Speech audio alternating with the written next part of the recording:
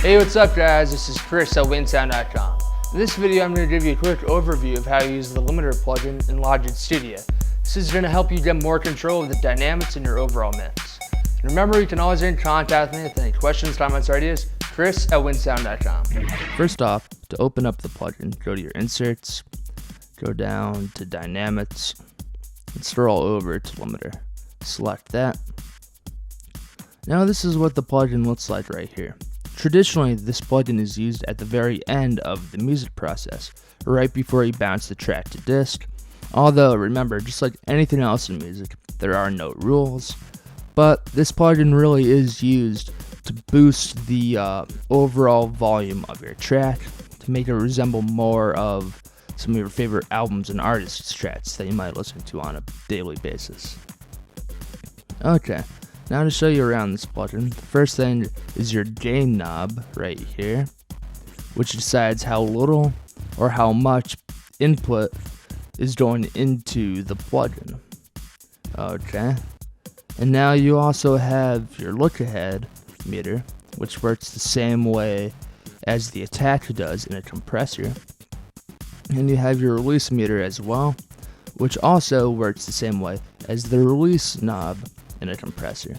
Basically, the way that the attack works is it decides how quickly or slowly the plugin goes into effect once the audio signal has surpassed the threshold. Therefore, the release decides how quickly or slowly the audio signal decays once it's been lowered from its peak. And you also have a knob right here which you can change around the output level, either to how little or much you might want.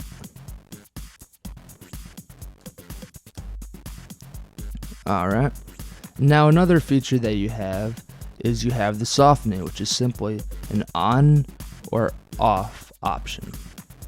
When the softening is enabled, like it is right now, that's going to make sure that the plugin only goes into effect, that this plugin, the limiter, only goes into effect once the audio signal has surpassed the threshold. If the audio signal is below the threshold, then this plugin is not going to have any effect on it whatsoever.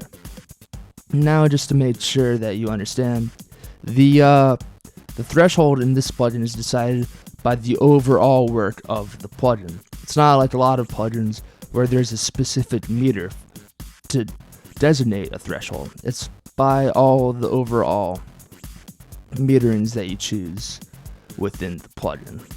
And you also have the gain reduction meter right here, which shows you how much gain is actually being reduced in live time by your use of this plugin.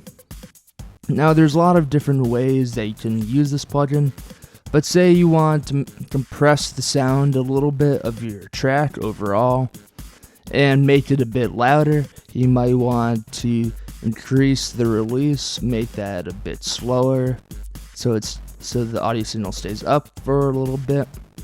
Maybe reduce the gain just a tad. Alright, let's listen to this with it being bypassed. Okay. And so now you can increase the gain, the output of your track, without having to fear about your track peaking.